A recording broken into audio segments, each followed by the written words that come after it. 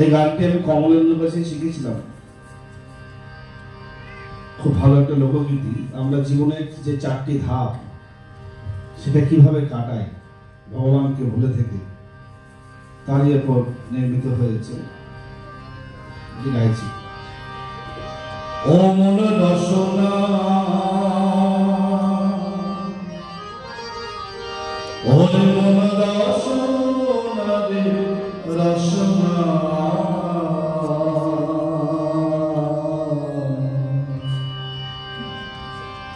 দিন গেল রাম কৃষ্ণ বলে তুমি একবার ডাকলে না। ও মন রসনা, ওরে মন রসনা রে রসনা, দিন গেল রাম কৃষ্ণ বলে একবার ডাকলে না, দিন গেল রাম কৃষ্ণ বলে একবার ডাকলে না।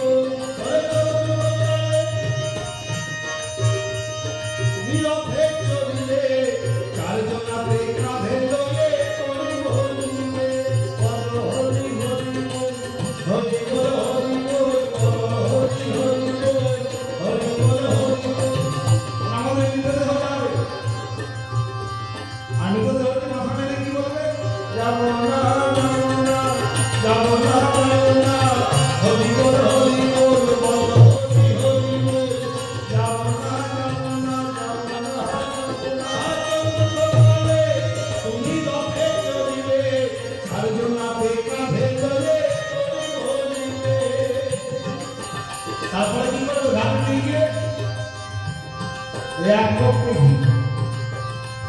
তার মধ্যে বলতে বসাবে গায়ে বসাবে তাতে কৃপণতা আর একটু হাত রাখবে না কেটে দেবেন না চতুর দোকানে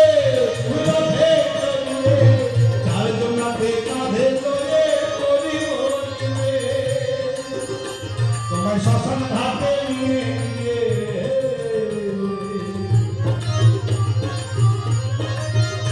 তোমায় শ্মশান ঘাটে নিয়ে তোমায় দেবে কত যাতনা গেল রাম কৃষ্ণ বলে একবার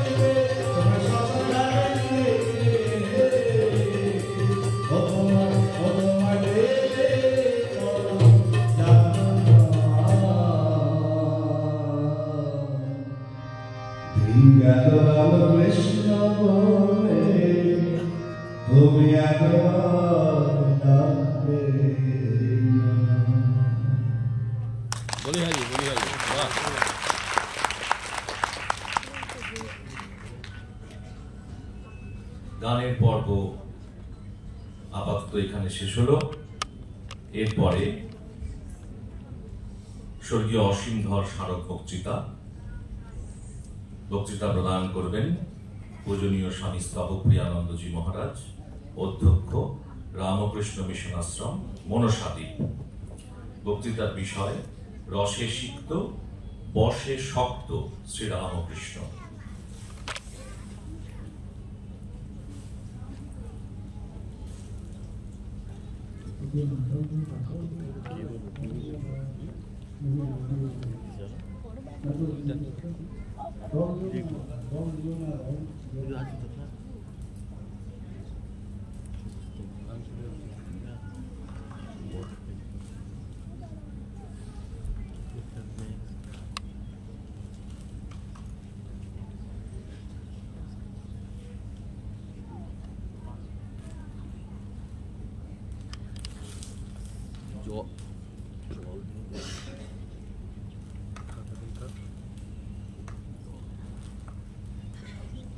পূজনীয় মহারাজকে চড়াইবেদির পক্ষ থেকে আভূমি প্রণাম জানাই।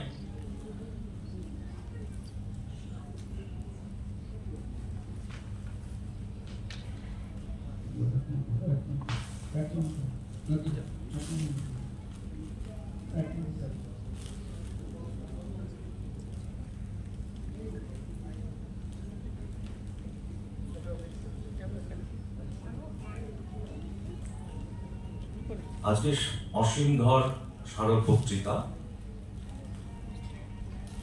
অসীম ধর সম্পর্কে সামান্য দু এক কথা শোনাবে সপ্তর্ষি ভট্টাচার্য। মহারাজকে চড়াইবেদির পক্ষ থেকে প্রথমে বরণ করে নেওয়া হবে।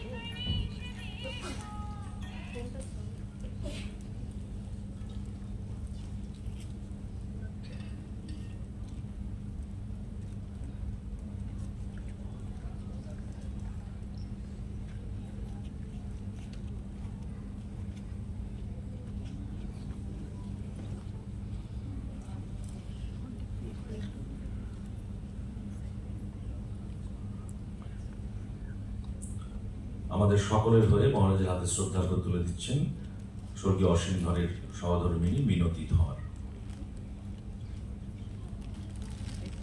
সপ্তর্ষি।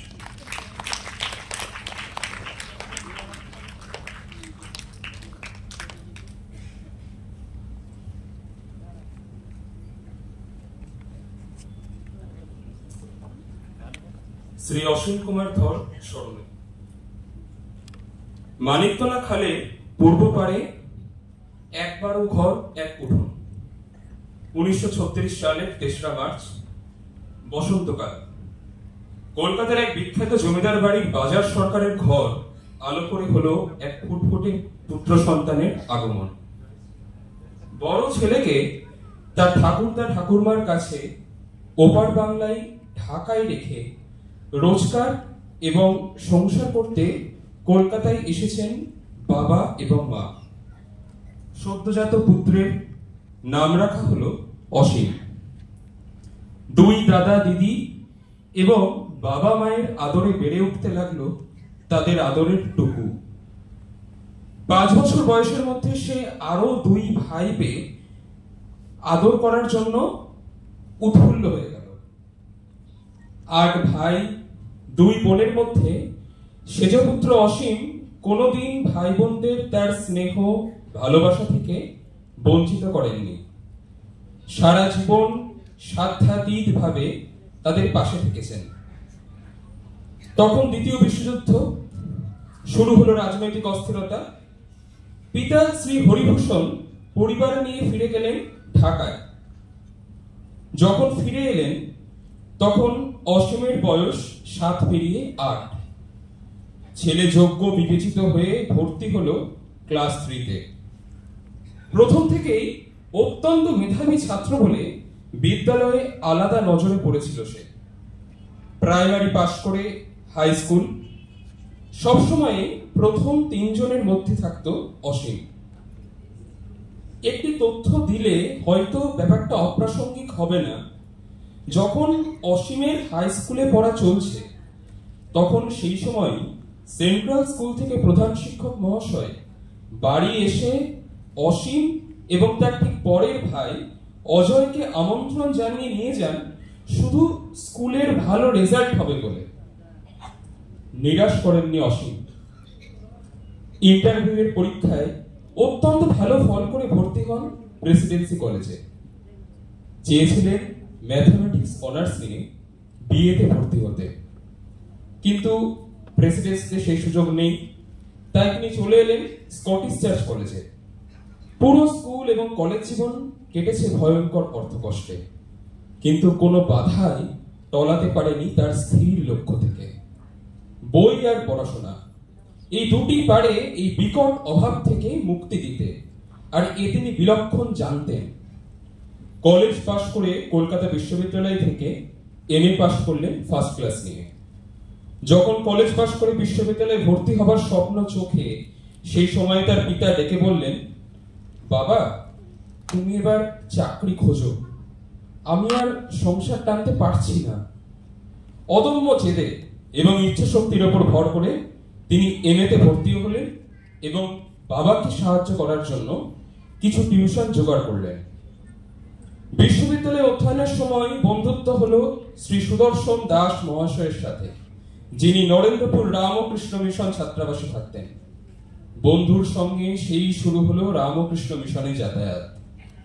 কখন সবার অজান্তে, সবার অজ্ঞাতে ঠাকুর, মা, স্বামীজি তার হৃদয়ে স্থায়ী আসন করে নিয়েছিলেন তা বোধ করি অসীম বাবু নিজেও টের পাননি। ইতিমধ্যে বাবা বাড়ি কিনেছেন উত্তর কলকাতার বিখ্যাত মায়ের মন্দির ঠনঠনিয়া কালীবাড়ির কাছে। ভাই বোনেরা বড় হচ্ছে, অভাবের চোখরাঙানি কিছুটা হলেও পুরোপুরি বন্ধ হয়নি। বাড়িতে সঙ্গী হলো নিত্য অশান্তি। যে মানুষটি চিরদিন বন্ধু বান্ধবের সঙ্গে আড্ডা ঝগড়াঝাটির থেকে বহু দূরে ছিলেন, দুর্গাপুজোয় ভিড় ঠেলাঠেলি ভীষণ অপছন্দ ছিল বলে পুজোর দিনগুলোই বেলুড় মঠের শান্ত স্নিগ্ধ পরিবেশে গিয়ে বসে থেকেছেন, তার নিজের বাড়ির অশান্তি আর সহ্য হলো না। একসাথে 3টি কলেজে অধ্যাপকের চাকরি পেলেন, 2টি কলকাতার মধ্যে এবং একটি বহরমপুর কৃষ্ণনাথ কলেজে। মুক্তির পালে বাতাস লাগলো। বাবা মার আপত্তি অগ্রাহ্য করে চেপে বসলেন লালগোলা প্যাসেঞ্জারে। প্রথম দর্শনেই বহরমপুর তথা কৃষ্ণনাথ কলেজকে ভালোবেসে ফেললেন। শুরু হলো নতুন এক অধ্যায়। কিছুদিনের মধ্যে সুশিক্ষক, মিষ্টভাষী এবং সুদর্শন যুবাটিকে নতুন জায়গায় সবাই আপন করে নিল। 5 বছর অধ্যাপনা করার পর 1965 সালে এক জ্যৈষ্ঠ দিনে বিবাহ সূত্রে আবদ্ধ হলেন শ্রীমতী মিনতি ধরের সাথে।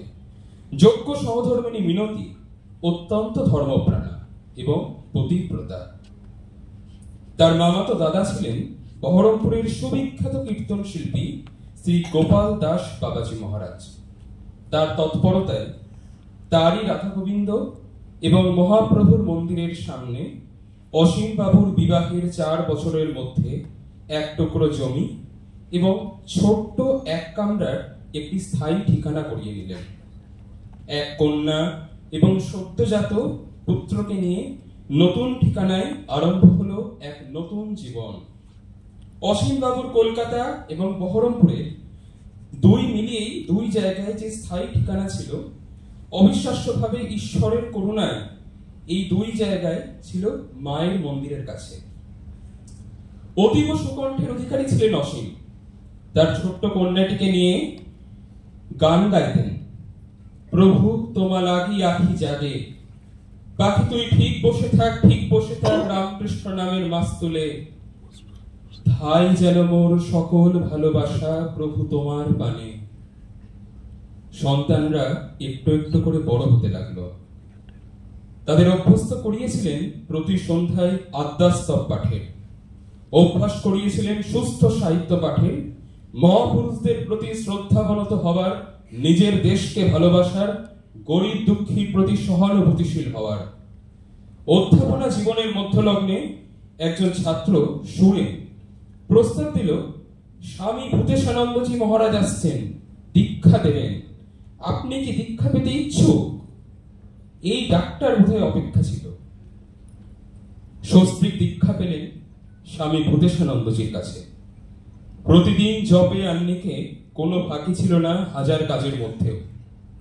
চাকরি থেকে অবসর গ্রহণের পর শুরু হলো প্রতিদিন সন্ধ্যায় মিশনে যাওয়া।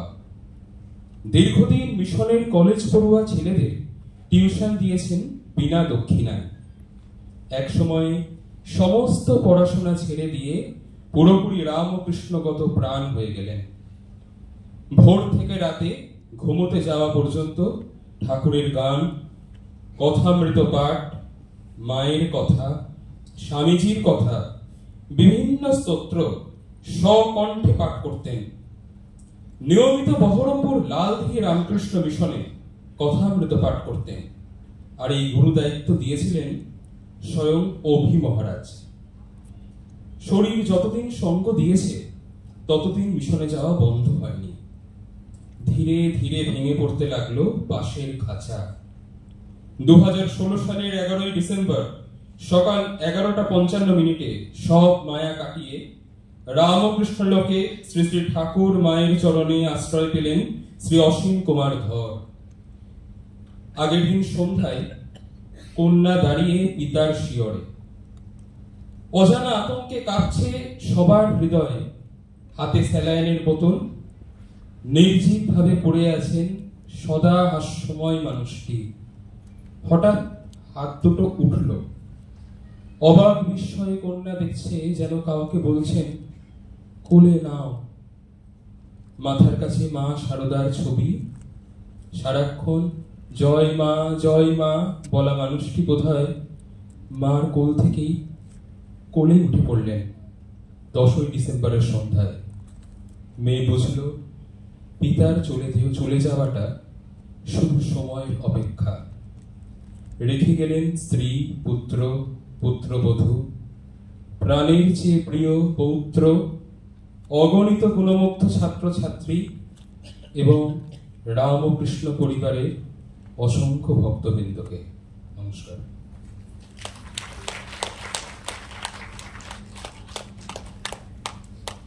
আমরা শুনলাম স্বর্গীয় শ্রী অসীম ধর মহাশয়ের সম্পর্কে। এবারে আমরা চলে যাব আজকের সভায়।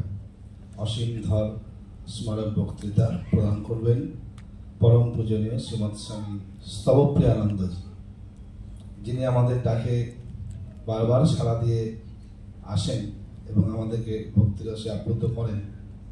আমরা সকল ভক্তবৃন্দের পক্ষ থেকে মহারাজকে প্রণাম জানাচ্ছি এবং বলবার জন্য আহ্বান জানাচ্ছি।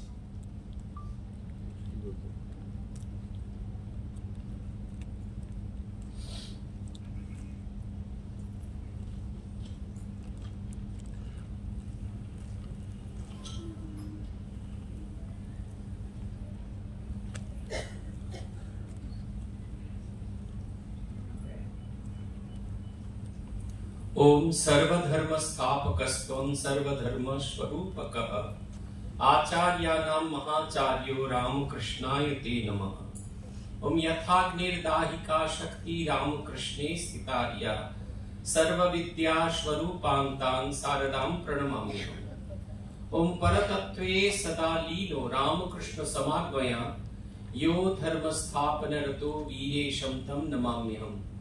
ओम कालिंदी फुल्ल कमले माधवेन क्रीडारत ब्रह्मानंद नमस्तुभ्यं सद्गुरो लोकनायक योगानंद प्रेमानंदश्चान्ये वये च पार्षदा रामकृष्णगत प्राणां सर्वान् तान् प्रणमाम्यहम्।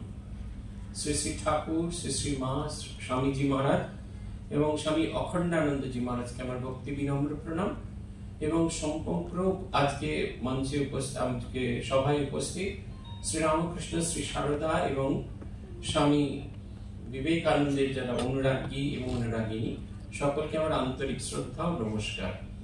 আমাকে বলতে বলা হয়েছে একটা কঠিন বিষয়, রসে সিক্ত বসে শক্ত শ্রী রামকৃষ্ণ। আমি বলার আগে কতগুলো কথা আমার মনে হয়েছে বলা দরকার, সেই কারণে বলছি। আমাদের যখন বাড়িতে কোনো শুভ অনুষ্ঠান হয় দেখবেন আমরা দুটো অনুষ্ঠান অবশ্যই করে থাকি, একটি হচ্ছে আভ্যুদয়িক শ্রাদ্ধ, একটি নান্দিমুখ শ্রাদ্ধ। এই আভ্যুদয়িক এবং নান্দিমুখ শ্রাদ্ধ আমরা করে থাকি আমাদের প্রিয়জন যাদের বংশধর আমরা তাদের স্মরণ করি, আমরা তাদের চিন্তা করি, তাদেরকে ভাবি। আর এই শুভ অনুষ্ঠানে তারা হয়তো স্থূল শরীরে নেই, সেই কারণে সূক্ষ্ম শরীরে তাদের উপস্থিতি প্রার্থনা করি এবং এই সমগ্র অনুষ্ঠান ঠিকঠাক মতো হওয়ার জন্য তার জন্য প্রার্থনা করে থাকি। এটা খুব একটা খুব আনইউজুয়াল ফ্যাক্টর না, কিন্তু খুব ইউজুয়াল ফ্যাক্টর।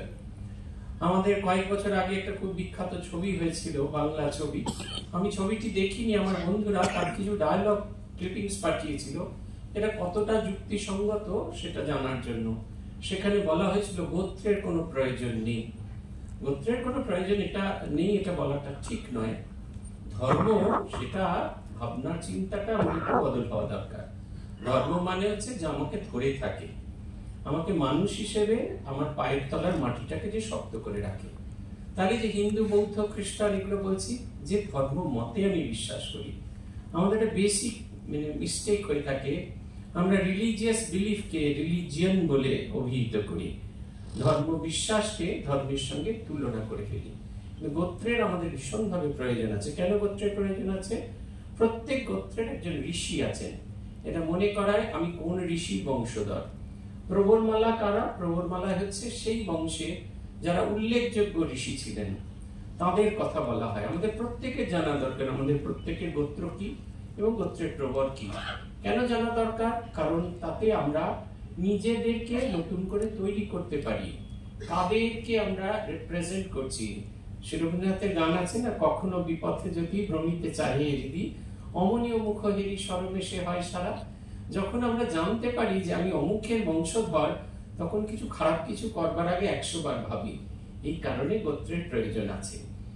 এখনকার দিনে অনেক সময় আমরা এই আমাদের পূর্বপুরুষদের সময় অভাবে এই আভ্যুদয়িক নান্দিমুখ এসব করে স্মরণ করতে পারি না। বিহারের ইউপিতে রোজ স্নানের সময় তারা জল তর্পণ করে, হাতে জল তুলে উদ্দেশ্যে পিতৃপুরুষদের উদ্দেশ্যে করে। আমাদের একবারে ভেঙে পড়া ভিড় হয় মহালয়াতে, তাছাড়া আমরা আমাদের স্মরণ করি না। কিন্তু অনেকে অন্যভাবেও স্মরণ করে থাকে। আমার মনে আছে আমার এক স্কুলের বন্ধু, তার মা ব্রাহ্ম গার্লস স্কুল, কলকাতা যে ব্রাহ্ম বালিকা বিদ্যালয়, সেই বিদ্যালয়ের শিক্ষিকা ছিলেন। তিনি চেয়েছিলেন যে তাঁর শ্রাদ্ধ কমিয়ে দিয়ে, শ্রাদ্ধের খরচ কমিয়ে দিয়ে সেই টাকায় কিছু মেয়েদের পড়াশোনার ব্যবস্থা করতে। অ্যালজাইমার্সে আক্রান্ত সেই মহিলা সে সত্যি বুঝতে পারেনি তিনি যে চলে গেলেন, তার ছেলে সেই কথাটি রেখেছিল। আমাদের নরেন্দ্রপুর থেকে 10টি মেয়েকে পড়ানোর ব্যবস্থা, গ্রামের বিভিন্ন জায়গায় 10টি মেয়েকে পড়ানোর ব্যবস্থা করা ছিল। এইভাবে আমরা আমাদের পিতৃপুরুষদের স্মরণ করতে পারি। শুধু ক্যালিফোর্নিয়া থাকা আমার বন্ধুকে প্রত্যেক বছর আমরা যখন রেজাল্ট পাঠাতাম, ও বলতো আমার কাছে মহালয় তর্পণটা তর্পণ নয়, এই চিঠিটা যখন আসে তখন আমি তর্পণ করি, আমার মাকে আবার করে স্মরণ করি। আমার মা সারাটা জীবন মেয়েদের বিদ্যা চর্চায় কাজ করে গেছেন, সেই কাজটি এখনো চলছে। আর এই যে আজকের যে সভা, এটাও কিন্তু একটা স্মরণ সভা নয়, একজনকে চিন্তা করে। এই যে আমরা শুনলাম এনার জীবনের ঘটনা, যে কেমন করে একটা মানুষ শূন্য থেকে মহতে রূপান্তরিত হলেন। এইরকম আপনারাও আপনাদের পিতৃপুরুষদের এদের স্মরণে এরকম সভা ডাকতে পারেন। দেখবেন এই মঞ্চ আলো করে, আপনারা যেরকম সভা আলো করে বসে আছেন, দেখবেন যখন আপনার পিতৃপুরুষ ওই মঞ্চ আলো করে বসে আছেন, সেই আনন্দ আপনাদের হৃদয়কেও স্পর্শ করতে পারে। যদি খরচ না চালাতে পারেন, একাধিক জন স্মরণ সভা করতে পারেন, একাধিক জনের জন্য হতে পারে, কিন্তু করুন। বিদ্যা চর্চা এবং বিদ্যার প্রভাব, এর চেয়ে বড় স্মরণ সভার কিছু হতে পারে না। বিদ্যা হলো এমন এক জ্ঞাতি বন্টতে চৈব চৌরনাপি না নিয়তে দানেন নক্ষয়ন জ্ঞাতি বিদ্যা রত্ন মহাধনম। আর তার মধ্যে অধ্যাত্ম বিদ্যা, তার মতো ভালো আর কিছু হয় না।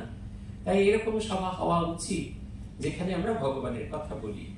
চতুর্দিকে ভীষণ বৃষ্টি হচ্ছে, প্রাকৃতিক দুর্যোগ, আমাদের ওখানে তো ভীষণই দুর্যোগ। এমন দুর্দিনে ভগবানকে নিয়ে আমরা চিন্তা করছি। পূজ্যপাদ ভূতেশানন্দজি মহারাজ বলতেন, যেদিন ভগবানের চিন্তা আমরা করতে পারি না সেইটাই দুর্দিন, বাকি অন্য দিনগুলো কখনো কোনো দুর্দিন নয়। রসে সিক্ত বসে শক্ত শ্রীরামকৃষ্ণ, এটা বলতে গিয়ে প্রথমে আমি ভাবছিলাম যে কি বলি, কি কোথা থেকে কি বলি। তারপর হঠাৎ করে কথামৃতের একটা অংশ, সেটা পড়তে পড়তে চোখে পড়লো। 7ই সেপ্টেম্বর 1883 সালের ঘটনা। আমি ওই অংশটা পড়ছি। কথামৃতে মাস্টারমশাইকে ঠাকুর বলছেন, আচ্ছা আমার সঙ্গে আর কারুর মিলে? মাস্টারমশাই বলছে আজ্ঞে না। শ্রীরামকৃষ্ণ বলছে কোন পরমহংসের সঙ্গে? উনি বলছে আজ্ঞে না, আপনার তুলনা আপনি। শ্রীরামকৃষ্ণ সহাস্যে বলছেন, অচিনে গাছ শুনেছ? মনি বললে আজ্ঞে না।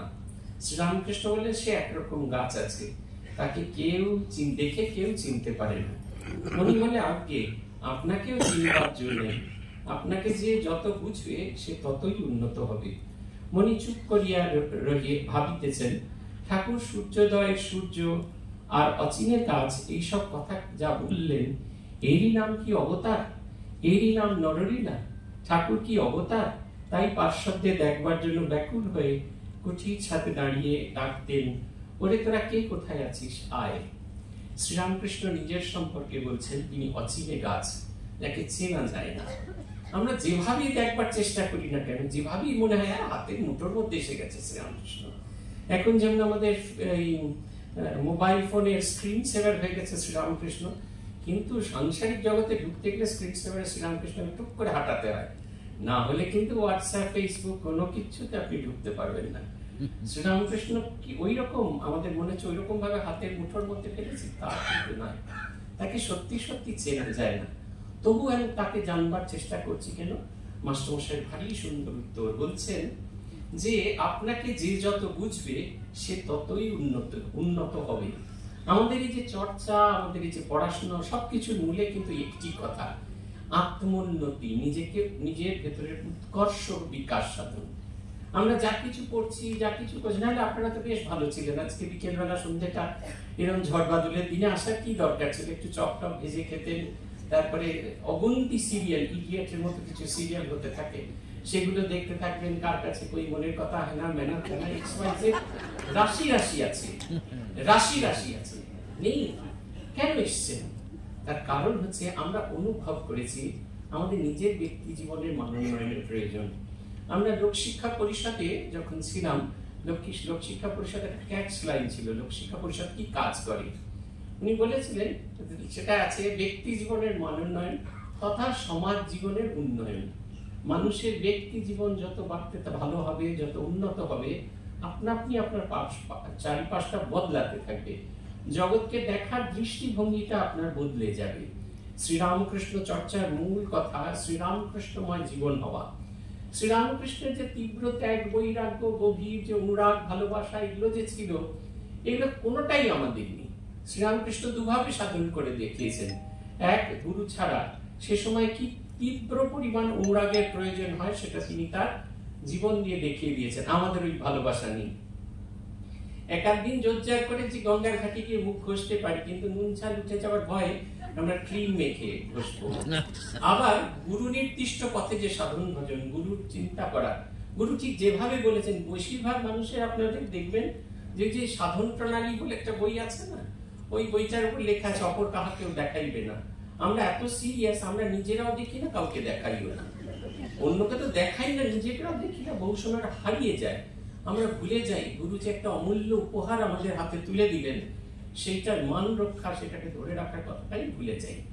অতএব আমরা এক্সপেক্ট করতে পারি না যে শ্রীরামকৃষ্ণের মতো তীব্র বৈরাগ্য, তীব্র অনুরাগ, আবার গুরু নির্দিষ্ট পথে যেভাবে চলা, সেটা সম্ভব নয়। তাহলে কি আমরা কোনোভাবে চেষ্টা করবো না? তা নয়। ওই তিনি বলেছেন, তেরা বানাতে বানাতে বলি যাই, তুমি হতে হতে তুমি হয়ে যাওয়ার চেষ্টা, এটা আমাদের নিরন্তর করে যেতে হবে। এইটা হচ্ছে কথা। শ্রীরামকৃষ্ণ সম্পর্কে যেটা বলছেন রসে রসিক, এই রসিক রস সম্পর্কে বলতে গিয়ে আমাদের সাহিত্যে নবরসের কথা বলা হচ্ছে। হাস্য, শৃঙ্গার, করুণ, রুদ্র, ভয়ানক, বিভৎস, বীর, অদ্ভুত, শান্ত, আর আরেকটি যুক্ত হয়েছে তার সঙ্গে, সেটা হচ্ছে বাৎসল্য। শ্রীরামকৃষ্ণ কি এই রসগুলোর মধ্যে রসিক ছিলেন? তা কিন্তু নয়। তিনি অধ্যাত্ম রসের কথা বলে গেছেন। দেখবেন একটাই কথা বারবার ফিরে আসছে কথা বলতে, হৃদয় বিরক্ত হচ্ছে, বলছেন কেন মামা তুমি একই কথা বারবার বলো কেন? বলছে আমার কথা শালা আমি একবার কেন 1000 বলবো, তোর বাবার কি? একই কথা বলছেন বারবার, ঘুরে ফিরে দেখুন, সেই ঘুরে ঘুরে একই জায়গায়। ঈশ্বর লাভ মনুষ্য জীবনের উদ্দেশ্য। কারণ পার্মানেন্ট জিনিস, যে বস্তু বিচারের কথা বলছেন না, নিত্য অনিত্য বিচার কথা বলছেন, ওইটা দিয়ে অদ্ভুত একটা কথা বলছেন। কি বলছেন না, যা আমার কাছে থাকবে না, যা পরিবর্তনশীল, তার প্রতি আমাদের যেন কোনো আগ্রহ না হয়। আজকেই বাড়িতে গিয়ে দেখবেন, এটা আমি খুব বলে থাকি।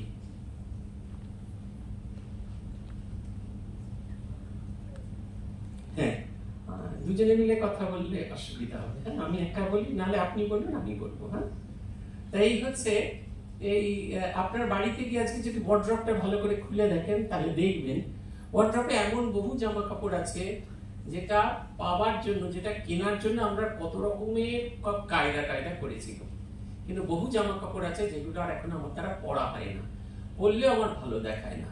ঠিক সেই রকম অনিত্য জিনিস, তার প্রতি ভালোবাসা ছেড়ে যিনি চিরন্তন সর্বদা থাকবেন, জীবনে মরণে সর্বাবস্থায় থাকবেন, তার প্রতি নিয়মিত ভালোবাসা জাগার গল্প তিনি আমাদের বারবার শোনাচ্ছেন। এইটা হচ্ছে প্রথম কথা। এই কারণে অচিনে, এই কারণে তাকে চেনা যায় না। তিনি এই ঈশ্বর রসে আমাদের সিক্ত হবার কথা বলছেন। কিরকম? যত গভীরে যাওয়া যায়, এই রসের যত গভীরে যাওয়া যায়, তত আমরা অন্য মানুষে রূপান্তরিত হই। আপনারা তো রসগোল্লা দেখেছেন, ছানার গোল্লা, যখন প্রথম ছানার গোল্লা রসের মধ্যে ফেলা হয়, তারপরে তুললে, এটা আপনারা এখানে খান কিনা জানি না, উত্তর কলকাতার লোকেরা খুব গরম রসগোল্লা খায়। আমরা ছেলেবেলায় পেট খারাপ হলে আমাদের বিধান ছিল দুটি, একটা হচ্ছে ক্রিম ক্র্যাকার বিস্কিট, আর একটা হচ্ছে গরম রসগোল্লা। ছানা ছানা গন্ধ করে, একটু একটু মিষ্টি আছে, পেটের জন্য খুব ভালো। কিন্তু সারা রাত যখন সেই ছানার গোল্লা রসের ভেতরে সিক্ত হতে থাকে, ডুবতে থাকে, সে যে ছানার গোল্লা, সেই অস্তিত্বটাই সে ভুলে যায়। তখন তাকে আমরা বলি রসগোল্লা। তার যে ছানা যে সত্তা ছিল, সেটা হারিয়ে যায়। শ্রীরামকৃষ্ণ এই পরিবর্তনটার কথা বলছে, এই গল্পের কথা বলেছে, এইরকম ভাবে নিজেকে বদল করার কথা বলেছে। এমন একটা ভাবে ভাবিত হয়ে যাওয়া, যেখানে আমরা তার সত্তা, আলাদা করে সত্তা খুঁজে পাই না, কোন রকম ভাবে খুঁজে পাই না। অনেকে আমাদের জিজ্ঞেস করেন, আপনারা প্রতিষ্ঠানটিকে খুব কাছ থেকে দেখেছেন, কেমন দেখেছিলেন? আমি বললাম, প্যান্ট শার্ট, শাড়ি পরা মা অনেক দেখেছি, ধুতি পরা মা ওই একজনকেই আমি দেখেছি। ধুতি পরা মা কেমন হয়, সেটা মহারাজকে না দেখলে বুঝতে পারতাম না। এক অদ্ভুত ভালোবাসা, শব্দ দিয়ে, অনুভূতি দিয়ে, কিছু দিয়ে প্রকাশ করা যায় না। খানিকটা চিনির মতো, যত খাচ্ছেন তত মিষ্টি মনে হচ্ছে, আরেকটু খাই, এই সুধা যেন শেষ নেই।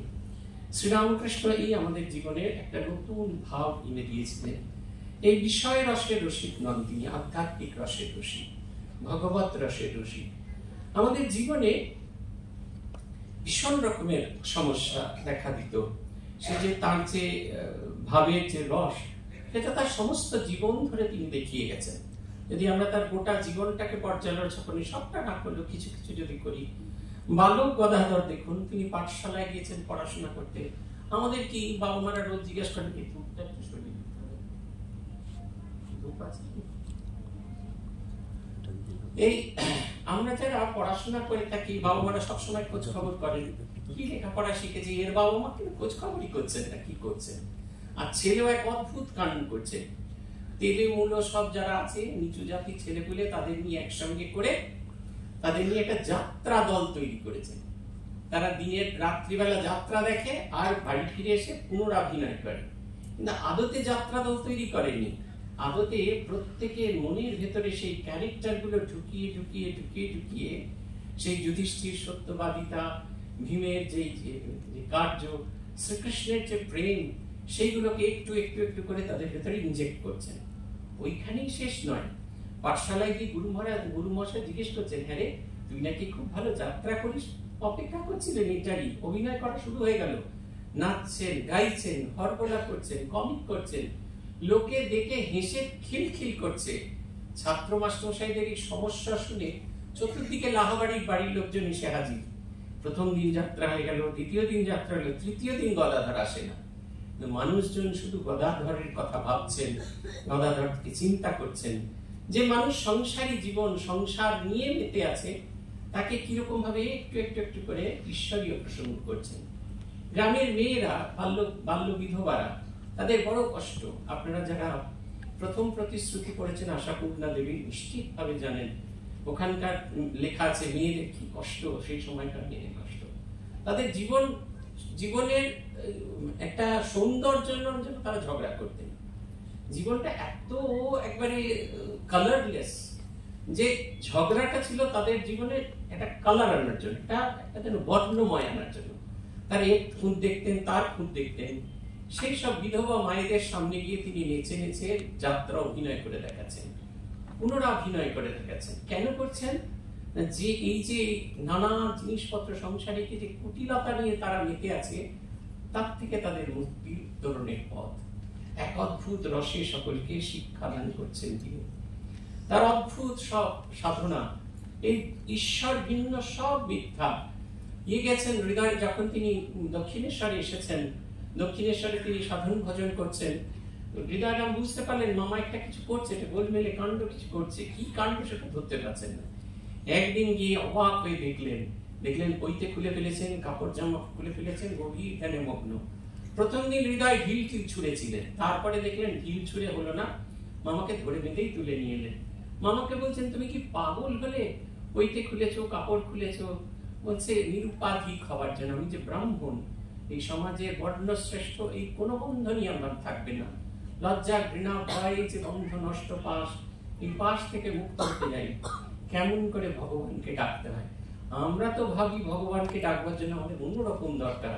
এই দীক্ষার সময় কত লোকে যে আমাদের প্রশ্ন করে, সাদা লাল পেরে গলদ পরে আসবো কিনা, নতুন ধুতি পাঞ্জাবি পরবো কিনা, আগের পরা জামা কাপড় পরা যাবে কিনা, কাঁচা জামা কাপড় পরা যাবে কিনা। মনটা যে একটা পরিষ্কার মন আনতে হবে, সেটা ছাড়া আর বাকি সব কিছুতে আমাদের উৎসাহ আছে। তিনি আমাদের দেখাচ্ছেন ভগবানকে ডাকবার জন্য শুধু একটা ভগবানকে চাইবার একটা মন চাই।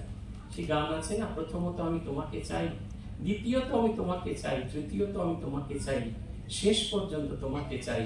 নিবিড় অন্ধকারে তোমাকে চাই, রাত শেষ হলে পরে তোমাকে চাই, অকাল বোধনে আমি তোমাকে চাই, জীবন দিয়ে আমি তোমাকে চাই। তোমাকে চাই, তোমাকে চাই, শুধু তোমাকে চাই, আর কিচ্ছু চাই না। অনেক জায়গায় বলছে কিচ্ছু চাইনি আমি, ভালোবাসা, আজীবন ভালোবাসা ছাড়া।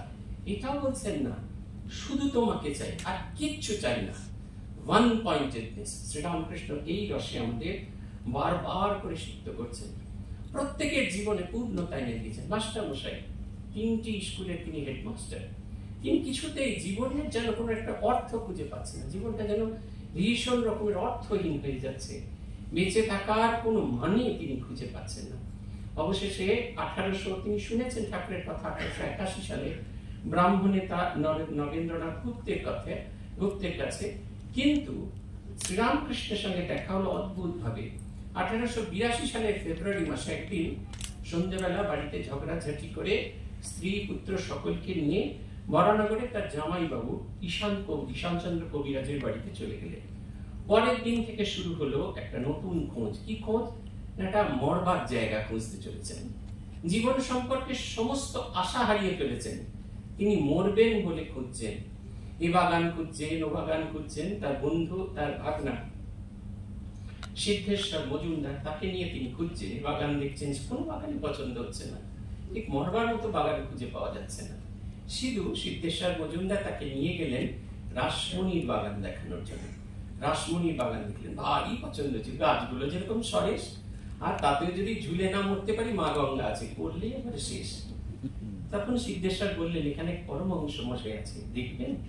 পরমহংস মশাইয়ের সঙ্গে দেখা করতে গেলেন। অবাক মুগ্ধ দৃষ্টিতে দেখছেন, তিনি লিখছেন, সাক্ষাৎ সুখদেব যেন ভাগবত কথা কইতেছেন, আর সর্বতীর্থের সমাবেশ হইয়াছে। অথবা যেন শ্রী চৈতন্য কুরুক্ষেত্রে রামানন্দ স্বরূপাদি ভক্ত সঙ্গে বসে আছেন, ভগবানের নামগুলো কীর্তন করছেন। কি সুন্দর করে দেখছেন। অশান্ত চিত্ত, তার ভীষণ রকমের অশান্ত চিত্ত। সে অশান্ত চিত্তে যেন শান্তির বাড়ি দিচ্ছেন, রসস্বর তিনি শান্তির বাড়ি দিচ্ছেন। করে তাকিয়ে আছেন। ঠাকুর বলছেন, যার যখন একবার হরি বা একবার রাম নাম করলে রোমাঞ্চ হয়, অশ্রুপাত হয়, তখন নিশ্চয় যেন সন্ধ্যাদি কর্ম আর করতে হবে না। তখন কর্মত্যাগের অধিকার হয়েছে, কর্ম আপনা আপনি ত্যাগ হয়ে গিয়েছে। তিনি তো জীবন ছেড়ে দেবেন বলেছিলেন। বাড়ির বউয়ের কি হবে, ছেলে মেয়েদের কি হবে, তাদের যাদের পোষ্য নিয়েছেন তাদের কি হবে, ভাবেনি। অতএব তিনি ঠাকুরের কথা শুনে তিনি বুঝলেন যে এখনো তার সে যোগ্যতা হয়নি, এখনই ছেড়ে যাওয়ার নয়। দেখুন জীবনটা ঘুরছে। অর্জুন একেবারে কিছু করতে পারছে না। রথ দুটি স্থলের মাঝখানে তার রথের থামানোর পরে সিদন্তি মম গাত্রাণী রোম জায়তি, হাত পা কাঁপছে, লোম খাড়া হয়ে গেছে, পড়ে গেছে। শ্রীকৃষ্ণ আহাবাছা ওঠো বললেন না, বললেন ক্লাইব্যম মাসমগম পাত্র নাই তত্তৈ উপপদ্যতে শূদ্রম হৃদয় দৌর্বল্যম তত্ত্বতিষ্ঠ পরন্তপ। এই ভালো ভালো কথার মধ্যে একটি কথা খুব ইম্পর্টেন্ট বলে আমার মনে হয়, তত্ত্বতিষ্ঠ। এই সমস্ত ফেলে উঠে দাঁড়ানো।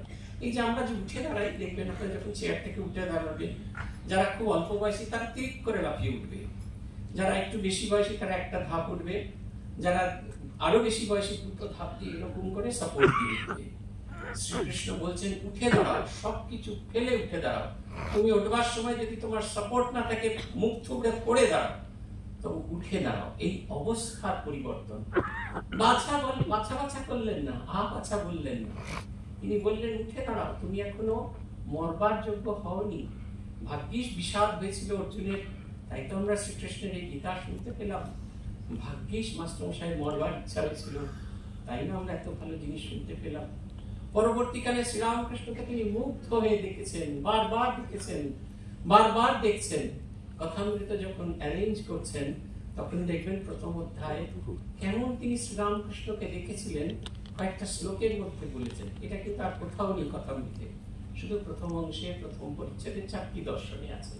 তার মধ্যে একটি কথা আপনারা সবাই বলেন, তব কথামৃতম তপ্ত জীবনম কবি ভিড়ীতম কল্মষাপহম শ্রবণ মঙ্গলম শ্রীমদাততম ভুবি গৃণন্তি য়ে বুদ্ধাজনা। তপ্ত জীবনের জন্য তার কথা অমৃত স্বরূপ। আমরা রোজ মারা যাই। আজকে আমরা যখন আসছিল এই ইয়েতে, আমাদের ট্রেনে আসছিলাম, একজন ভদ্রমহিলা 1 ঘন্টা বসে থাকতে হলো। এই সারকাছি ক্রস করেছে, তখন একজন ভদ্রমহিলা ট্রেনের সামনে চাপ দিয়েছেন। এমন ভাবে পিষ্ট হয়ে গেছেন যে লোক এসে তাকে টেনে হিঁচড়ে বার না করলে তাকে বার করা যায় না। 1 ঘন্টা আমরা বসে থাকলাম। আমি বসে বসে মনে মনে ভাবছিলাম, জীবন কতটা ব্যথার হয়, জীবন কতটা দুঃখের হয় যে মানুষ এরকম ভাবে হারিয়ে যাওয়ার চেষ্টা করে। আমার সৌভাগ্য হয়েছিল, আমরা যখন ছোট ছিলাম, এই 15-16 বছরে আমাদের একটা দল ছিল, যাদের কেউ বাড়িতে দাহ করার ছিল না, যাদের বাড়িতে কেউ হসপিটালে থাকার ছিল না, তাদের জন্য আমরা থাকতাম গিয়ে, কোনো চার্জ ছাড়ে, নিজেরা এমনি নিয়ে যেতাম। ঘরের কে বোনের মোষ তাড়ানোর মতো আমরা দিনের পর দিনে এমার্জেন্সি ওয়ার্ডে গিয়ে দেখেছি। মানুষের জীবনে যে কি দুঃখ, যদি একবার সেই দুঃখগুলো আপনারা একটু দেখতে পারেন না, তাহলে দেখবেন নিজের জীবনটা বড় সুখের বলে মনে হবে। অনেক কিছু না পাওয়াকেও মনে হবে যে আমি অনেক পেয়েছি, অনেক পেয়েছি। কত লোক দেখেছি মারা যাচ্ছে, একেবারে সেই অ্যাফ্লুয়েন্ট মানুষ, জীবন সম্পর্কে এত হতাশ 3 রকমের বিষ খেয়েছেন। এক রকমের বিষে যদি না মরে, তাই 3 রকমের বিষ খেয়েছেন, ওয়াশ করে দেওয়া হয়েছে, তিনি বেঁচে গেলেন। সে যে কি যন্ত্রণা, কি যন্ত্রণা, ছটফট ছটফট করছেন।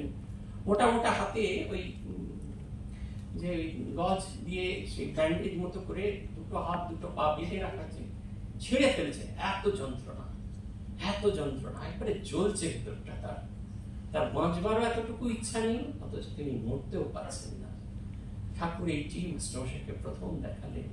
এই জীবনকে যখন শেষ হয়ে যাচ্ছে, একটা ঘুরে তাকাই, এই রস আমাদের দিলেন। রসটা হচ্ছে জীবন রস। মাস্টারমশাই শব্দ ব্যবহার করেছেন অমৃত, কথা, সত্য স্বরূপ। মাস্টারমশাই প্রথম দিন দর্শন করে তার মনে হচ্ছে এই সৌমুখে যার কাছে আমাদের বারবার আসবার ইচ্ছা হচ্ছে, এই সকলের ভেতরে যা কিছু অপূর্ণতা, সেটা ঢেকে দিয়ে যেন নতুন আলোয় আলোকিত করছেন, একটা নতুন রসে আমাদের সিক্ত করছেন। শ্রীরামকৃষ্ণের কাছে আসার গুরুত্ব আমাদের এইখানে। শুধুমাত্র এই কয়েকজনকে নয়, যারা এসেছেন তার কাছে, তার গুরুরা যারা এসেছেন, প্রত্যেকের ভেতরে পূর্ণতা সাধন করেছেন। যারা তাকে জাজ করবেন বলে এসেছেন, ইন্দাসে গৌরী পণ্ডিত, তারপরে আমাদের বৈষ্ণব চরণ, সকলের ভেতরে সকলের সাধক সত্তাকে স্ফুরণ করেছেন। তারা সিদ্ধাইতে এক জায়গায় থেমে গেছে, বদ্ধ চলার মতো খুলে দিয়েছেন, সাধনার এক নতুন দিগন্ত দেখিয়েছেন। ঈশ্বরচন্দ্র বিদ্যাসাগর মুগ্ধ দৃষ্টিতে দেখছেন। ঠাকুর বলছেন খবর জানি না, সেটা নিজের ভেতরের খবর জানি না। আমরা সত্যিই আমাদের ভেতরে যে মানুষটা আছে সেটা জানি না। এই মহাপুরুষদের প্রয়োজন শুধু আমাদের ভেতরে সুর, ছন্দ, তাল, লয় জানার জন্য। আমেরিকায় একজন খুব বড় বেহালা বাদক ছিলেন। তিনি বাজাতেন, বেহালা বাজাতেন, তার বেহালা শুনে সবাই মুগ্ধ হয়ে যেত। খুব অল্প বয়সে তিনি চলে গেলেন, রোজগার পাতি বিশেষ করেননি। সেই কারণে তার বাড়ির লোকেরা খুব অর্থ কষ্টে পড়লো। একে একে তার প্রাইস গুলো বিক্রি হয়ে গেল। অবশেষে তার ভায়োলিনটা বিক্রি হবে বলে এলো নিলাম বলে। মহিলা ঠিক করেছেন এর দাম হবে $100। তো পুরনো ভায়োলিন ব্যবহার করে করে বিবর্ণ হয়ে গেছে, তার জং লেগে গেছে। কে কিনবে সেই বেহালা? কেউ $10 বেশি দামই দিতে চাইছেন না। মহিলা মাথায় হাত দিয়ে বসে আছেন সেই টেবিলের পাশে। টেবিলের উপর রাখা রয়েছে তার স্বামীর সেই স্বাদের ভায়োলিন। এমন সময় একটি লোক এলেন, এসে তিনি সেই ভায়োলিনটা তুললেন, মারলেন, বাজাতে শুরু করলেন। সারা নিলাম ঘরে যে যেখানে যা কিছু কিনছিল সব ছেড়ে ওই ভায়োলিনটার কাছে এসে দাঁড়ালো। অপূর্ব সুরমূর্ছনা নিলাম ঘরের সমস্ত গতি বন্ধ করে দিল। সবাই এসে হাঁ করে তাকিয়ে সেই ভায়োলিনটা শুনছে। যিনি বাজাচ্ছিলেন, বাজানো শেষ হলে যেমন এসেছিলেন তেমনি ভাবে ভায়োলিনটা রেখে টুকটুক করে বিদায় হয়ে গেলেন। সবার ওই ভায়োলিনটা চাই। $10 যে ভায়োলিনের দাম উঠছিল না, $1000 সেই দাম উঠে। শ্রীরামকৃষ্ণ এই রসের রসি। আমাদের ভেতর যে অমৃত রস আছে সেইটা সম্পর্কে সম্যক ধারণা করা, শুধু তাই নয়, কেমন করে তাকে প্রয়োগ করে আমাদের জীবনকে সুধা রসে পূর্ণ করতে হয়। মাস্টারমশাইয়ের কাছে পাঠাচ্ছিলেন খোকা মহারাজকে, বললেন তোর পাড়ায় থাকে, ওর সঙ্গে গিয়ে দেখা করি। দূর হচ্ছে কি দেখা করবো, ওই লোকটা যদি ভালো হতো তাহলে সংসার করে কোনো লেবড়ে জেবড়ে থাকতো। মাস্টারমশাই বললেন না না, তুই ঠাকুর বললেন যা, তুই ওর কাছে যা। তিনি বললেন ঠিকই। মাস্টারমশাই কি সুন্দর বলছে, ঠিকই। লোকে অনেক জায়গায় যায়, গিয়ে ওই চালাই করে জল নিয়ে আসে, পবিত্র বালি নিয়ে আসে, তারপরে কেউ এলে তার মধ্যে থেকে একটু একটু করে দেয়। আমিও তাই করি, সেই সুধা রস। শ্রীরামকৃষ্ণ প্রত্যেকের ভেতরে এটা দেখছেন। কেশবচন্দ্র সেন তার তিনি বলেছিলেন এর ব্যাঙাচি ল্যাচ খসেছে। কেশব বুঝতে পারলেন না, তিনি তার 2জন অনুচরকে পাঠালেন শ্রীরামকৃষ্ণকে টেস্ট করে দেখার জন্য। তারা তো হতবাক, এরকম লোক তারা দেখেইনি। এই কখনো কৃষ্ণ কৃষ্ণ বলে নাচে, কখনো শিব বলে গভীর ভাব সমাধিতে মগ্ন, কখনো হাততালি দিয়ে মাকে গান শোনাচ্ছে, কখনো জগৎ ভুলে গভীর ধ্যানে মগ্ন। তারা বললে আপনার লক্ষণটা খুব ভালো, আসলে গুরুকরণ করায়নি, আপনি কেশবের কাছে দীক্ষা নিন। ঠাকুর হাসছেন আর গাইছেন, আমার কি ফলের অভাব, আমি রামকল্প বৃক্ষ তরুর তলায় থাকি, যখন যে ফল চাই সেই ফল কুড়িয়ে পাই, আমার কি ফলের অভাব। তার সেই চেলারা বুঝে উঠতে পারলো না। তারা অবশেষে গিয়ে কেশবকে গিয়ে গানটা বলল। সেই দিন বিকেলে কেশব এসে হাজির, তার পার্শ্বদিনী। পরের গল্প তো আমরা দেখেছি, সেই কট্টরপন্থী ব্রাহ্মণ নেতা নববিধানের কেশবের কোনো মিল নেই, আলাদা। রামচন্দ্র দত্ত জীবনে ভীষণ দুঃখ, তার একমাত্র ছোট মেয়ে কনিষ্ঠা কন্যা পুড়ে মারা গেলেন। এই আছে এই দিন, এই ঘুরে বেড়াচ্ছিল, নাচছিল, হইচই করছিল, পাচ্ছিল, পুরে সম্পূর্ণ শেষ।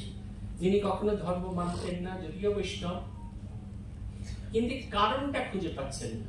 সব পণ্ডিতদের কাছে যাচ্ছেন কারণ ব্যাখ্যা করতে, কেউ এর কারণ বলতে পারছেন না। রামকৃষ্ণ পরমহংসের সাথে দেখা করতে এলেন। তার ধারণা ছিল পরমহংস মানে সারা গায়ে ইয়ে লাগানো, বস্ত্র লাগানো, ঘুমিয়ে পড়েছেন। ওই যে এই যে আপনার পাশে, আপনি বাদিকে ঘুরবেন না, ওই হচ্ছে ওই সারা জীবনে মাস্টারি করেছি তো, এটা আমার খুব বড় অভ্যাস। আমার ছেলেরা 4th পিরিয়ডে ঘুমায়, এমন গালে হাত দিয়ে বসে থাকে না, বই তাকিয়ে কার বাবার সাথে ধরা, আমাদের কাছে গিয়ে পড়াতে গিয়ে ধরতে হয়। সেই তিনি এসছেন শ্রীরামকৃষ্ণের সঙ্গে দেখা করুন। গায়ে তার বর্ষমাখা ভাবছেন, মাথায় জটা থাকবেন, কৌপিন পড়া, হাতে চিমটে, দরজায় টোকা মেরেছেন, যেন টোকার অপেক্ষা করছিলেন শ্রীরামকৃষ্ণ। দরজা খুলে দাঁড়ালেন, অপূর্ব দিব্য সুন্দর এক পুরুষ দাঁড়িয়েছেন, অপূর্ব সুন্দর দেখতে, গাটা খালি, কাপড়টা গায়ের উপর ফেলা। এরা হাত জোর করে প্রণাম করতে, নিচু হয়ে প্রণাম করছেন। কেশব, এই রামচন্দ্র দত্ত, মনমোহন মিত্র, আরেকজন নামটা আমি ভুলে গেছি, দুজনের হাত ধরে ঠাকুর নিয়ে এসে তার ছোট খাটিতে বসালেন। সেই বিকেল 3টে, 3:30 সময় এসছেন। রাত তখন প্রায় 8টা, 8:30 হয়ে গেছে। গল্প করছেন, আনন্দে ভরপুর। যে কেশব এতটুকু হাসতে পারছিলেন না, মেয়ের বিরহে যিনি জীবনে শ্বাস নিতে পারছিলেন না, সে হাসছে, আনন্দ করছে, সে অনুভব করতে থাকলো। আমাদের দেখবেন যখন ছেলেপুলে হয় আমরা কত আনন্দ করি। সৃষ্টিকে আমরা সবসময় স্বীকৃতি দিই। সৃষ্টিকে যদি স্বীকৃতি দিতে হয়, ধ্বংসকেও স্বীকৃতি দিতে হবে। দুটোকেই সমানভাবে গ্রহণ করতে হবে। দুটোই জীবনের অঙ্গ। শুরু না হলে শেষ হবে না, শেষ না হলে শুরু হবে না। এই শেষগুলো কিন্তু সবসময় যে এই আক্ষরিক নিয়মে শেষ তা নয়। এতদিন একরকম ভাবে দেখছিলাম, এখন আবার অন্যরকম ভাবে দেখা, নতুন করে সেই মানুষগুলোকে দেখা, সে দেখাটা আরো সুন্দর, আরো মিষ্টি। আপনারা যারা আমাদের বাবা মাদের হারিয়েছেন, আপনারা নিশ্চয়ই অনুভব করতে পারেন। আপনাদের বাবা মা হয়তো 60, 70, 80তেই আটকে গেছে, একটুও বয়স বাড়েনি। আপনারা 80 ছুঁই ছুঁই, আপনি সেই এখনো 40 বছরের বাচ্চাটা যে বকুনি খাচ্ছেন বাবার কাছে, সেই ভালো মানুষটা ভালোবাসাটা রেখেছে। তার জীবন একটা অন্য গতিতে বদলাতে থাকলো।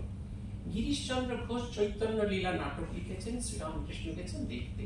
গিরিশচন্দ্র ঘোষ কোন রকম পাত্তাই দিলেন না, ঠাকুরকে একটা বক্সতে বসার ব্যবস্থা করলেন, বাকিদের পয়সা নিলেন। কিন্তু বাড়ি ফিরে যাওয়ার সময় গিরিশ ঘোষের মনে হলো দেখে আসি লোকটা কেমন।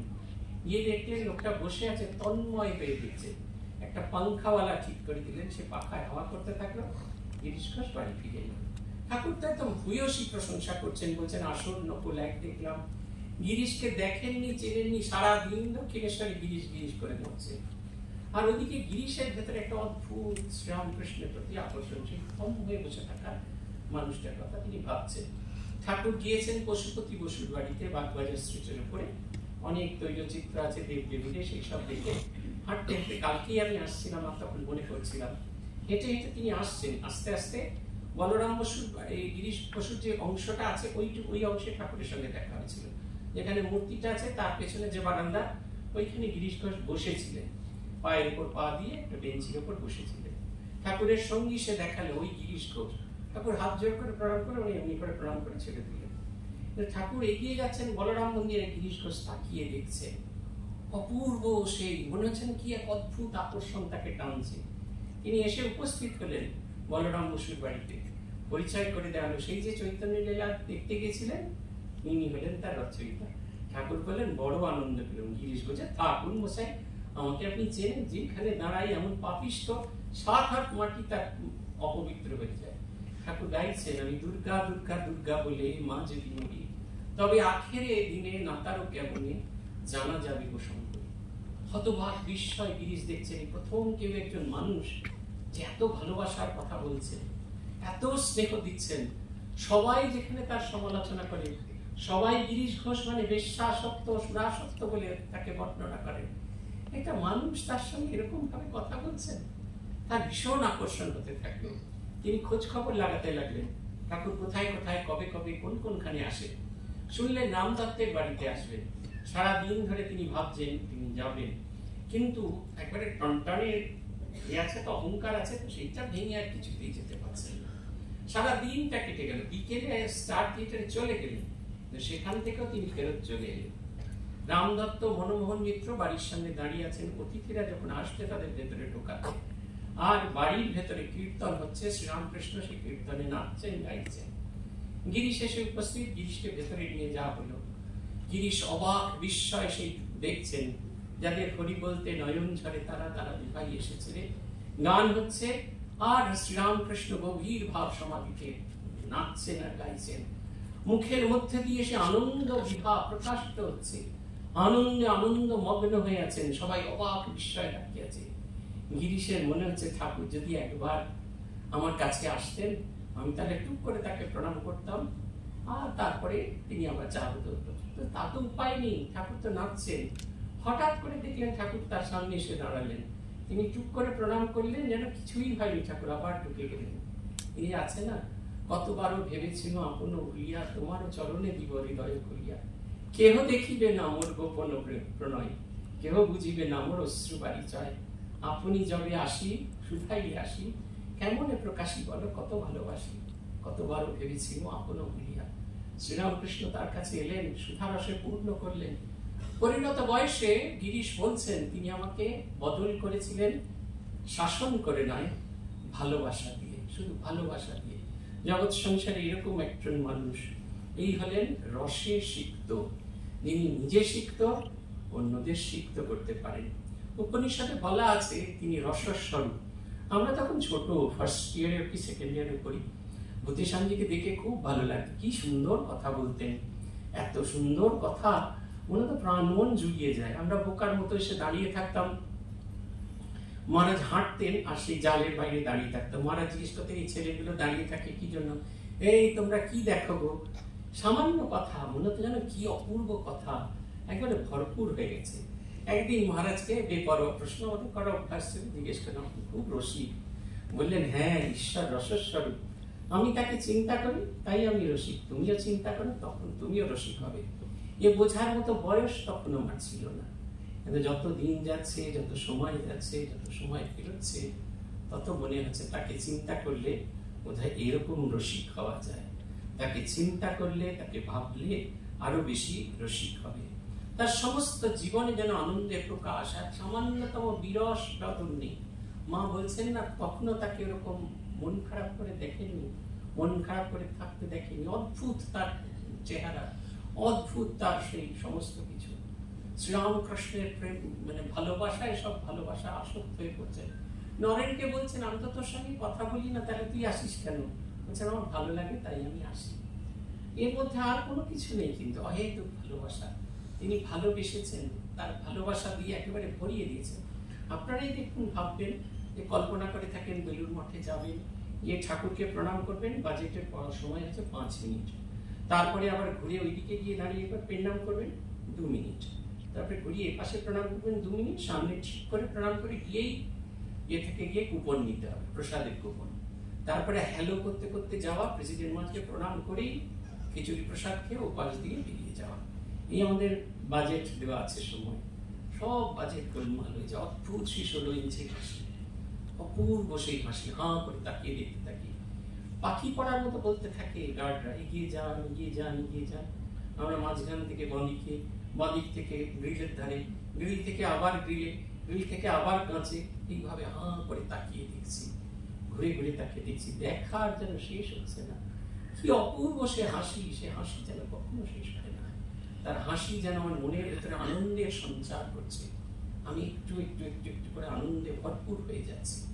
তিনি অদ্ভুত সুন্দরী আনন্দের প্রকাশ দিচ্ছেন। অধিকার যেদিন প্রথম দিন দেখা করতে গেছিলেন ঠাকুরের সঙ্গে 100 নম্বর কাশীপুর রোডের বাড়িতে, মহিমাচরণ চক্রবর্তী বাড়িতে, সেখানে গিয়ে দেখলেন ঠাকুর তার দিকে শুধু তাকিয়েছেন, মনে হচ্ছে চোখের মধ্যে দিয়ে তিনি তার হৃদয়ে প্রবেশ করলেন। শুধু প্রবেশ করলেন না, তিনি তার হৃদয়টিকে ডাকাতি করে নিলেন, আপন করে নিলেন, তাকে তার নিজের করে নিলেন। তার মনে হচ্ছিল না, তার মনে হচ্ছিল না যে তিনি কখনো শ্রীরামকৃষ্ণকে আগে দেখেছেন। তিনি নাচছেন, বর্ণনা আছে, হাতটি এমনি করে তুলে রেখেছেন, বাঁ হাতটা তুলে রেখেছেন, হাত ওই রকম উঠে আছে, তিনি নাচছেন, অপূর্ব সুন্দর তার চোখ মুখ দিয়ে আলো ঝরে পড়ছে, অদ্ভুত বিভায় তিনি যেন একদম তার সমস্ত সুষমায় মুখখানা যেন একদম সুশোভিত হয়ে আছেন। তিনি অপূর্ব ভাবে ভাবিত হয়ে আছেন। তিনি দেখছেন তার হাসির বর্ণনা আছে, বলছেন ঘন কালো মেঘের মধ্যে যখন প্রথম বিদ্যুতের ঝলকায়, যে বিদ্যুতের ঝলকানি যখন লাগে তখন যেরকম দেখায়, শ্রীরামকৃষ্ণের হাসি যেন ঠিক সেই রকম অদ্ভুত হাসি তিনি হাসছেন। হাঁ করে তাকিয়ে দেখছেন। তিনি কৃষ্ণ খুঁজতে গেছিলেন, শ্রীকৃষ্ণ রামকৃষ্ণের কাছে কৃষ্ণকে খুঁজতে গেছিলেন। তার মনে হলো ইনি কৃষ্ণ দেখাতে পারেন, ইনি স্বয়ং কৃষ্ণ, কে দেখলে কৃষ্ণের মতো হতে হয়। তাই বলে কি খুব সহজ মানুষ ছিলেন? খুব হার্ড মাস্টার। যে তাকে যার কাছে আশ্রয় চেয়েছেন তাকে তিনি অবশ্যই আশ্রয় দিয়েছেন, কিন্তু আশ্রয় দিয়েছেন মানে প্রশ্রয় দেননি। আমরা যেরকম প্রশ্রয় দিই আমাদের ছেলেগুলো আক্রমকে, তারপর যখন দুর্বৃত্ত হয়ে যায় তখন বলে কি মানুষ করেছি, দেখ দেখ দেখ ওই বাড়ির ছেলে কত ভালো, তুই কি বোধা খেলা। আমরা তাই বলে থাকি। এই যে আমাদের প্রায় প্রত্যেকটা সম্মেলনে গেলেই একটা কথা শুনতে হয়, মায়েরা বলছেন ছেলেপুলেরা মোবাইলে অ্যাডিক্টেড। আমি জিজ্ঞাসা করি এই মোবাইলটা তাদের হাতে যে তুলে দিলে, অসাধারণ যে উপহারটা, তুলেটা কে দেয়? আমি আপনি দিয়েছি, তাই না? তারপরে তুলে দিয়েছি তবু ঠিক আছে, কতটা ব্যবহার করতে হবে সেইটা বোধ তাদের জায়গায়। এই বলছিলাম, আজকেই বলছিলাম একটা গল্প। ওই গল্পটা যে বলেছি বলে আরেকটা অন্য গল্প বলি। আমাদের ওখানে 9-10 এর বাচ্চাদের স্কুলগুলোতে গরিব বাচ্চাদের 5 জন করে ছাত্রদের বই দেওয়া। 36টা স্কুল আছে, অনেক সংখ্যা। আমরা একটা বই একটা নির্দিষ্ট টাকা ঠিক করে দিয়েছি, স্লিপ পাঠিয়ে দেওয়া হয় স্কুলগুলোতে, তারা লিখে পাঠায়, ছাত্ররা লিখে পাঠায়। একটা নির্দিষ্ট দিনে ক্লাস 9, একটা নির্দিষ্ট দিনে ক্লাস 10 এর বই দেওয়া হয়। ক্লাস 9 এর বই দেওয়া হচ্ছে এমন সময় 2টি ছাত্র এবং স্কুলের 2জন মাস্টারমশাই এলেন তাদের হেডমাস্টারমশাই চিঠি নিয়ে। স্কুলের প্যাডে লেখা, হেডমাস্টারমশাই সই করেছেন, তার নিচে হেডমাস্টার সিল দেওয়া, আবার পোক্ত করার জন্য গোল স্ট্যাম্পটাও দেওয়া আছে। তাতে বলা আছে আমাদের স্কুলে ক্লাস 9 এর 3 জন ছাত্র আর ক্লাস 10 এর 5 জন ছাত্রই অসুস্থ, সেই কারণে তারা বই আনতে যেতে পারছে না, তাই 2 জন শিক্ষক মশাই আর 2 জন ছাত্রকে পাঠাচ্ছি, যদি এদের হাতে বইগুলো দিয়ে দেন। 9 এর বই দেখা হচ্ছে, 10 এর বই খুঁজে বার করা একটু কঠিন। আমরা মাস্টারমশাইদের বললাম আশ্রম ঘুরে দেখুন, স্কুল দেখুন, আর ছাত্রগুলোর সাথে গল্প করা শুরু করলাম।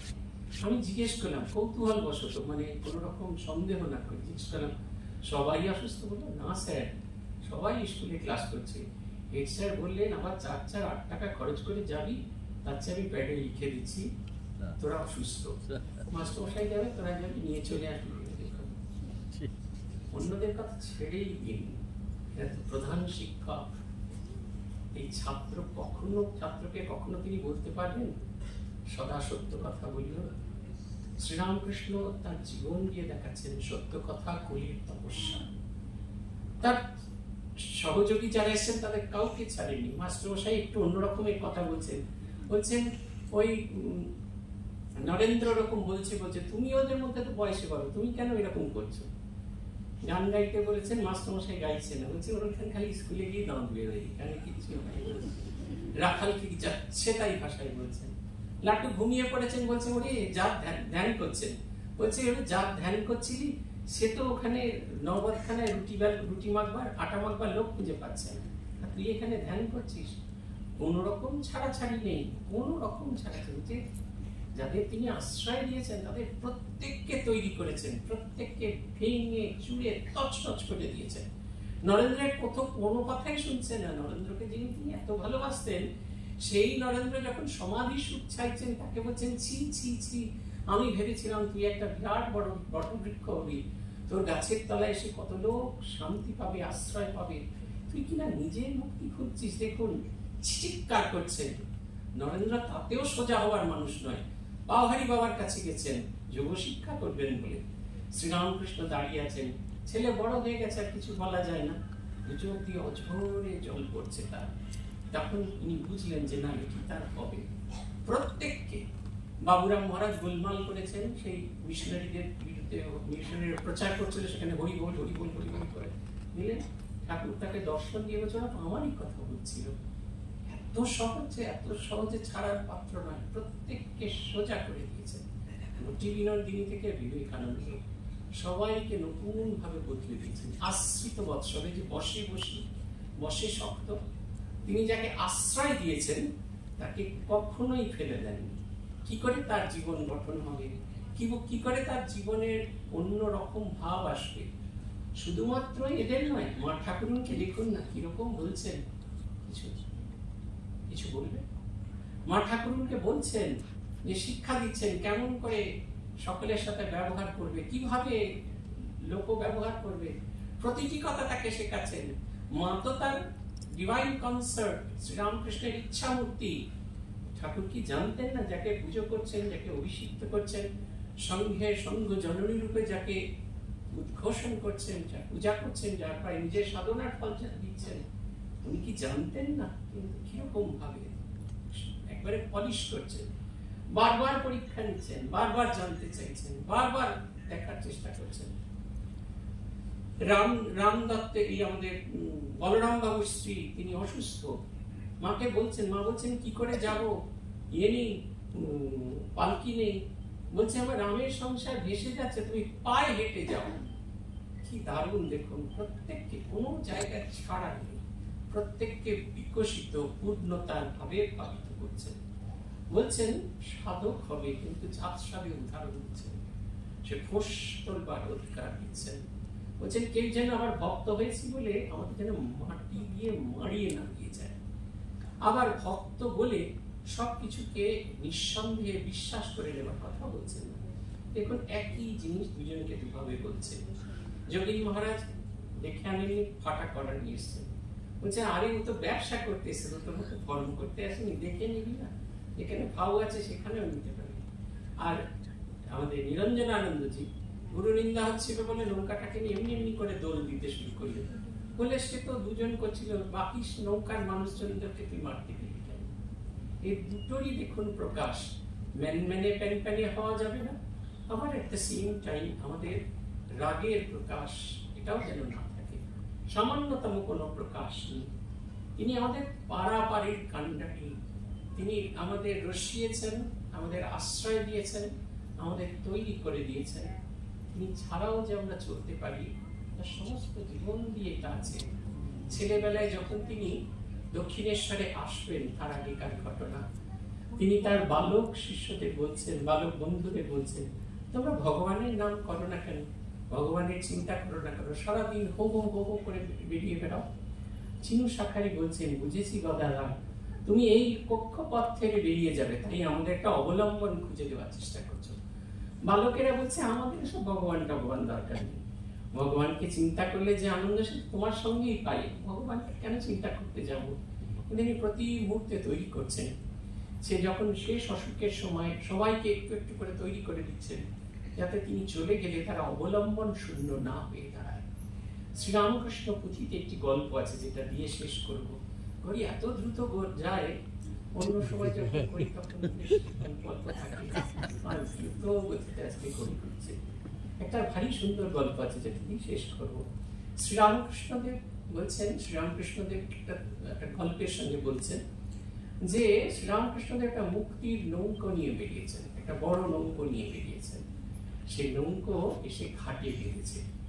ঘাটে বাধা মাত্র, আমরা তো যেহেতু নদীর ধারেই থাকি এইগুলো খুব হাড়ে হাড়ে জানি, যারা দু চারজন লোক থাকে জেটিতে বসে আছে, টপ করে উঠে পড়ে নৌকাতে। আগের দিন এক মুসলিম ভদ্রমহিলার সাথে আমার খুব ঝগড়া হয়ে গেল। একবার বাক্স পেটারা নিয়ে নাটকে নামতে দিন, স্টিমারটা খালি হোক, তারপরে তো গোটাটাই আপনার, অন্তত আমাদের নামতে দিন। এরকম নামতে দেয় না, এরকম মানুষজন আছে যারা লাফিয়ে ঝাঁপিয়ে উঠে পড়ে। আরেক দল, দ্বিতীয় দল, তারা ওই টিকিট ঘাটে টিকিট কেটে কোথা দিয়ে যাবে বুঝতে পারে না। ঠাকুর বলছে আয় আয়, এদিকে আয়, এদিকে আয়, চলে আয়, তারা টুকটুক করে আসে। তৃতীয় দল আমরা, সে আনা। এই ঘাটের ধারে অনেক দোকানে থাকে, আমাদের ওখানে পেটাই, পরোটা, আলু চপ, ফুলুরি, এমনকি নৌকা দাঁড়িয়ে আছে, সবাই তখন কড়াইয়ের দাঁড় করছে, হাঁড়ির দর করছে। বলছে এই দলটাই বেশি।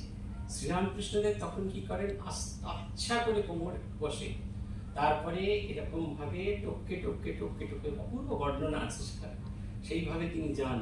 তারপরে হিড় হিড় করে তাদের টানতে টানতে আসেন। তারা বলেন ওগো আমি যাবো না, ওই আমাদের জেটিতে আসার সময় অনেকগুলো রেলিং থাকে, সেগুলো ধরে, কল্পনা করি আমি এরকম তিনি টানছেন আমাকে, আমিও রেলিংটা ধরে আছি, ওগো যাবো না, এখানে অনেক কাজ বাকি আছে, এই হতে হবে, তাই হতে হবে, সেই হতে হবে, এইরকম এখানে এখানে বক্তৃতাতে অক্সফোর্ডে গিয়ে পিচ করে আসতে হবে, কত বাসনা আছে। আমরা বলতে থাকি ওগো আমরা যাবো না, ঠাকুর হির হির হির হির করে টানতে টানতে নিয়ে আসেন, ডাম্প করে দেওয়ার মতো নৌকায় ডাম্প করে যাত্রা করে দেন অনন্তের পথে। যে পথ যাত্রা করলে কিছু দূর যাওয়ার পর বুঝি এই জগৎ যেন কোনোটাই সত্য নয়, একমাত্র তিনি সত্য। রবীন্দ্রনাথ লিখছেন না, তরি কি তার তীরের শেষে ঠেকবে এবার ঘাটে এসে, সেথায় অন্ধকারের মাঝে দেয় যে দেখা প্রদীপ রাজি, ওরে মাঝি ওরে আমার মানব জন্ম তরির মাঝি, শুনতে কি পাস দূরের থেকে পারের পাশে উঠছে বাজি। আমাদের জীবন তরি প্রায় শেষের দিকে এসেছে, শুধু তাকে আঁকড়ে থাকা দরকার। তিনি ঠিক আমাদের শুক্র মানুষকে রসিক করবেন, আর এত রস দেবেন যে টক টক টক টক করে ঢালতে ঢালতেও সারাটা জীবন শেষ হবে না। ঠাকুর আমাদের সেই শক্তি দেন। আপনাদের সকলকে আমার আন্তরিক ধন্যবাদ।